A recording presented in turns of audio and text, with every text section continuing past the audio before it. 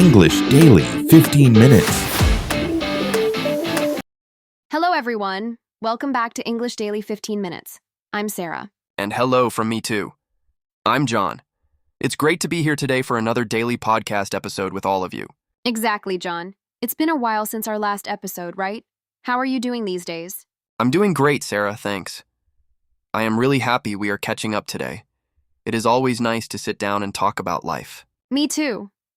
Today, we are talking about relationships, especially what it means to be a close friend. Oh, that is a beautiful topic, Sarah, but let's think about it for a second. What does a close friend actually mean? To me, it means a very near and special friend, someone you love like a brother or sister, and someone who knows your true character. Exactly, John. A close friend is not just an acquaintance you see once a month. It is someone who knows everything about you. Personally, I think a person like that is someone you can always depend on. Oh, depend on is a strong phrase. By that, you mean to trust someone to help you or to rely on them when things get difficult in your life, right? Yes, exactly. When you depend on someone, you know they will not leave you alone when you face a problem. You can truly feel their support. Exactly. Support is everything in life. A loyal friend will always support you, no matter what happens. They give you help, time, and courage. You used a very important word there, John. Loyal. What does being loyal mean to you in a daily relationship? Well, Sarah, a loyal friend is someone who stays with you in good times and bad times. They are true to you, they don't talk behind your back, and they don't walk away when you have problems. That's so true, John. It's all about trust, right? If there is no trust between two people, there is no real friendship. You are so right, Sarah. Trust means believing that someone is good, safe, and honest. It takes a long time to build that feeling, but you can lose it in just 1 second. Actually, that brings me to another important point about building trust. To build it, a friend must know how to keep a secret. Oh, definitely. To keep a secret means to not tell anyone else the private information that your friend shared with you. You keep it safe inside your mind and you don't share it with the world. Exactly, John. For example, if I tell you something private about my family or my business, I expect you to keep a secret forever. Of course, Sarah, you can always count on me for that. Thank you, John. It feels good to know I can count on you. When you can count on someone, you feel safe. It makes our friendship strong. By the way, Sarah, speaking of secrets, remember last week someone tried to spill the beans about your surprise birthday party? Oh, I remember that. Wait, for our listeners who don't know that idiom, to spill the beans means to talk about a secret by mistake and ruin the surprise, right? Yes, exactly. It means revealing a secret before the right time. And Mark almost started to spill the beans to you while you were drinking coffee. But thankfully, Lucy stopped him just in time. Haha, yes. Mark is terrible at keeping surprises. He always wants to spill the beans because he gets too excited about good news. It's funny, but it can be dangerous. It really is, Sarah. But anyway, we managed to celebrate your birthday properly in the end. Yes, we did. It was so much fun to celebrate my birthday with all our friends. We had a big cake, good music, and great conversations. It was a wonderful night, Sarah. But honestly, you told me that the feeling was a bit bittersweet for me. Yes, it was. Why do you think it was bittersweet, John? Well, maybe because turning a year older can make people think about the past and the future at the same time? Exactly. I turned 30 last week. It's exciting to start a new chapter, but it also feels a bit sad to leave my 20s behind, you know? So it's a mix of happy and sad emotions, a bittersweet feeling. Ah, I understand what you mean now. Growing older can definitely feel bittersweet. But hey, look at the bright side, Sarah. You have more experience, more stories, and more wisdom now. That's true, John. Thank you for the positive energy. You are a true friend. You know, Sarah, yesterday a colleague came to my house because he really needed some advice. Oh, really? Did you give him good advice? What was his problem, John? Well, he had a big fight with his brother. They started to argue about money and their family business. Oh, that's sad. It is never good when family members argue like that. Did they argue for a long time? Yes, they did, Sarah. They argue about the same thing every year, actually. They just shout and express different opinions without listening to each other. So, he wanted my advice on how to fix the situation.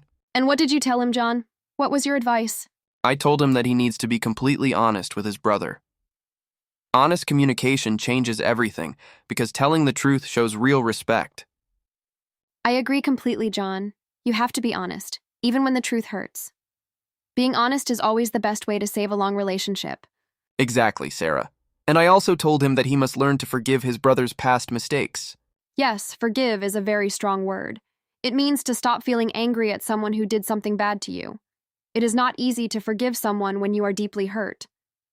It's not easy, right, Sarah? But if you don't forgive, you carry that heavy anger with you forever. It destroys your own peace inside. That's great advice, John. I truly hope he listens to you and chooses to forgive his brother so they can be happy again. Me too, Sarah. After we finished talking about his brother, he sat down, drank some tea, and started to spill his heart to me about everything else in his life. Wow, it sounds like he really needed a safe space to talk. It is a beautiful thing when someone can spill his heart to a close friend. It means showing your deepest feelings and vulnerabilities without fear. Yes, it felt good to listen to him.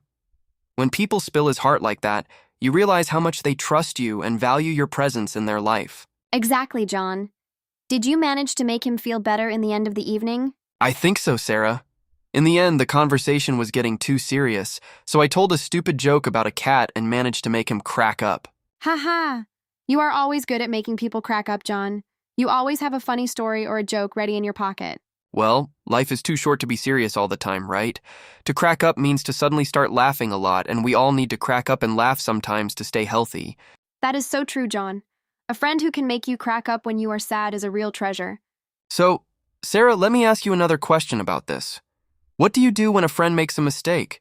Do you accept their apology easily? That's a good question, John.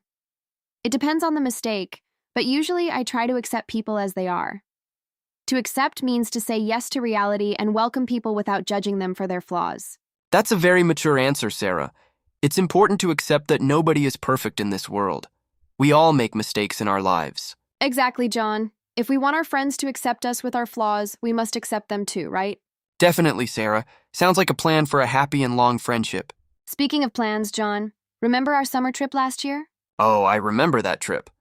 We wanted to go camping in the mountains, but it rained for 3 days without stopping. We had to accept the situation and stay in a small hotel. Yes. At first, I wanted to argue with the hotel manager because our room was very small, but you gave me good advice and told me to relax. Yes, because there was no reason to argue about things we could not change.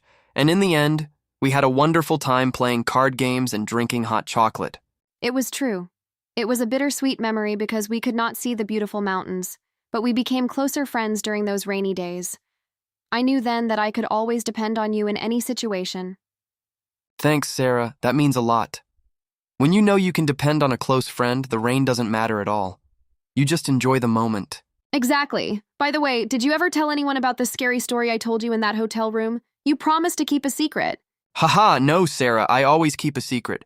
I did not spill the beans to anyone, not even to Mark. Your scary story is safe with me. Good. Because if you spill the beans, I will never tell you a ghost story again. Don't worry, you can count on my silence. I am a very loyal person, you know. I know, John. That's why we always celebrate our friendship.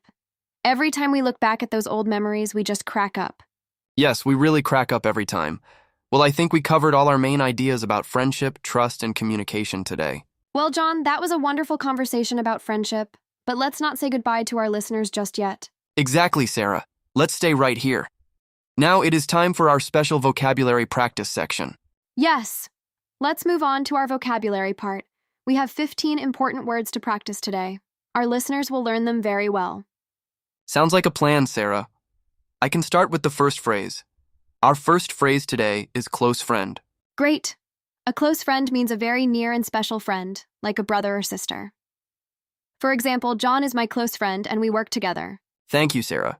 Another example is I can share all my private problems with my close friend because I know he understands me. Now, let's move on to the second phrase. It is depend on.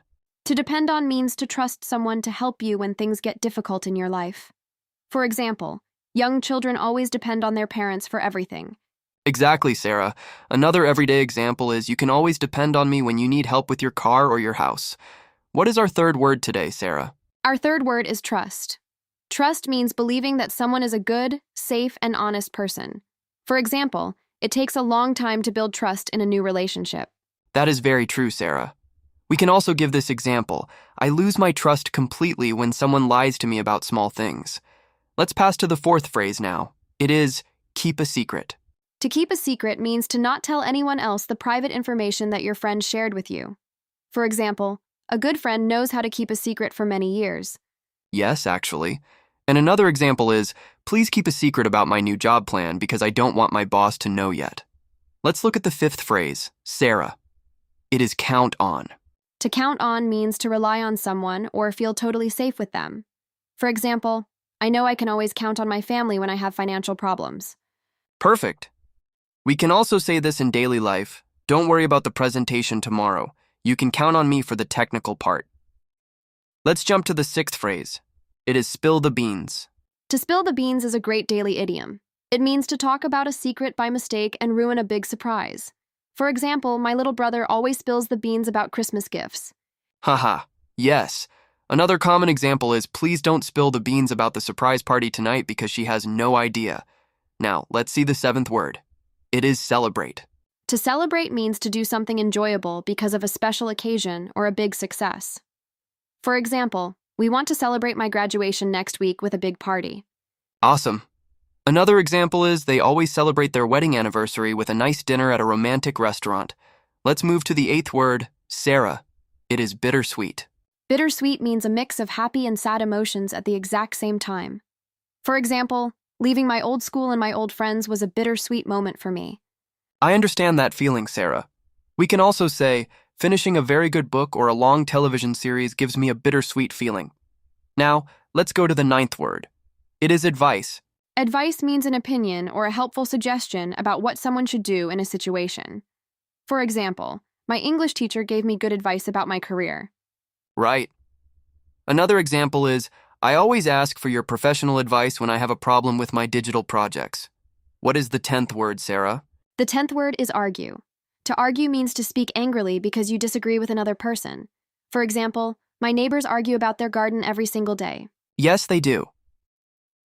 Another example is, it is natural for close friends to argue sometimes, but they must fix it quickly.